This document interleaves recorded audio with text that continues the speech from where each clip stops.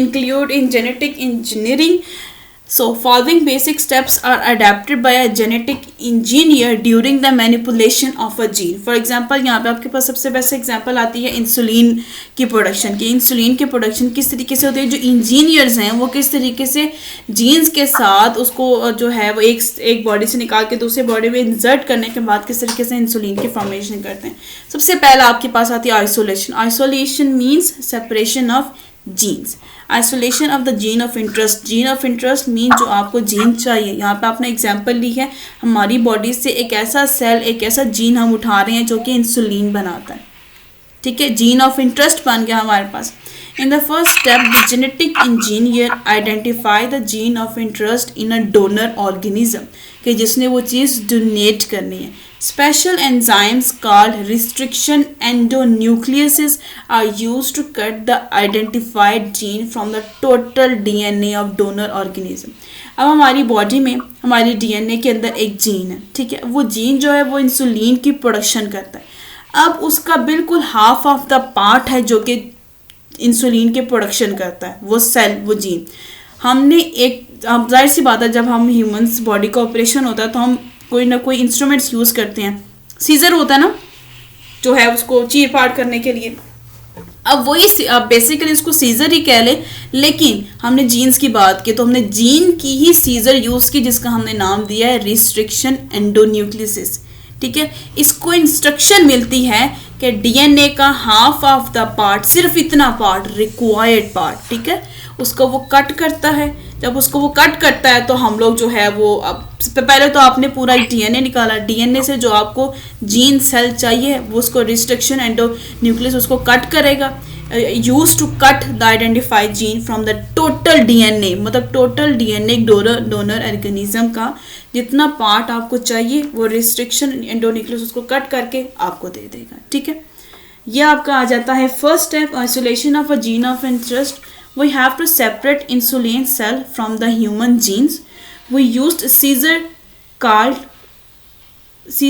thing called restriction endonuclease, जिसको enzymes कहते हैं. ठीक है, breaking enzymes जिसको कहते हैं, that work inside the nucleus. इसको हम लोगों ने endonucleus क्यों कहा, endo mean inside the nucleus.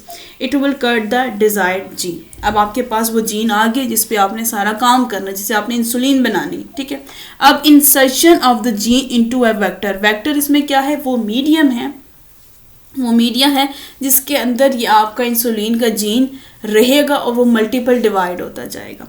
A vector is selected for the transfer of isolated gene of interest to the host cell. Host cell, host कौन होता है यहाँ पे, बैक्टीरिया. होस्ट हमेशा हम कौन सा लेते हैं, बैक्टीरिया. और बैक्टीरिया का वेक्टर हमने कौन सा यूज किया, plasmid. The vector may be plasmid, the extra chromosomal DNA present in many bacteria और a bacteriophage. Gene of interest is attached with the vector DNA by using फिर से उसी तरीके से कि जीन ऑफ इंटरेस्ट को attach किया जाता है वेक्टर के डीएनए के साथ, प्लाज्मिड के साथ. ठीक है, किसकी मदद से.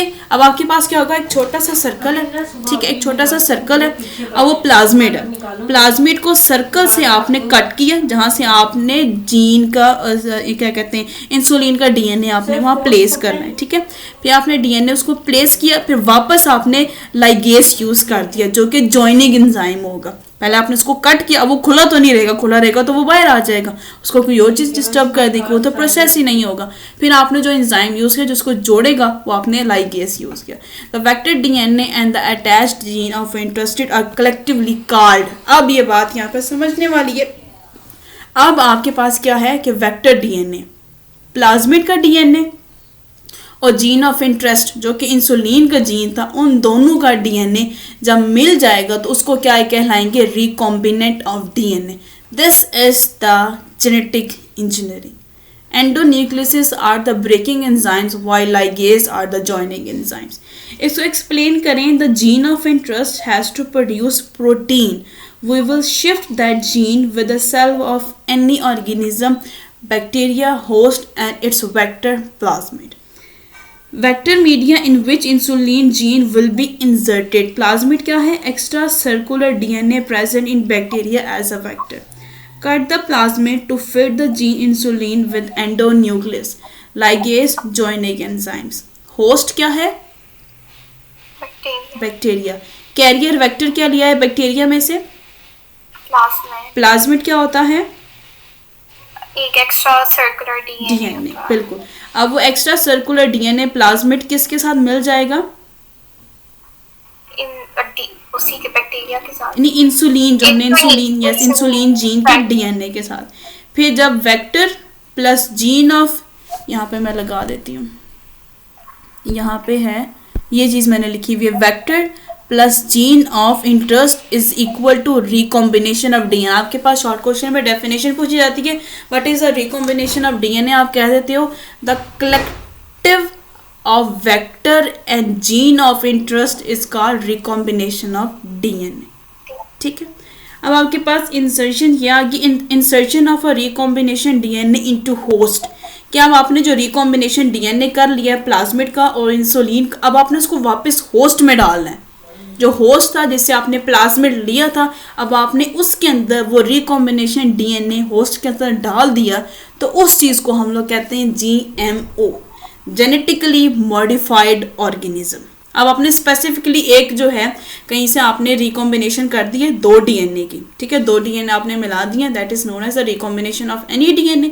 जब वही रिकॉम्बिनेशन ऑफ डीएनए आप होस्ट से निकाले जहाँ से आपने प्लाज्मिड लिया था, अब आपने प्लाज्मिड, क्योंकि हम लोगों ने उसको वापस ह्यूमन बॉडी के अंदर नहीं डालेंगे, हमने बैक्टीरिया क्यों यूज़ किया? Because bacteria is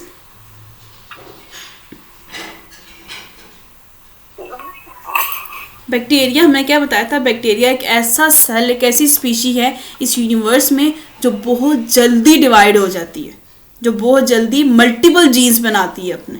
that's why we choose bacteria as a host for the recombination of DNA for making multiple of these genes. अब आप देखें, ठीक है, अगर मैं आपको एग्जाम्पल दूँ यहाँ पे, किस चीज़ की एग्जाम्पल उठाएं हम?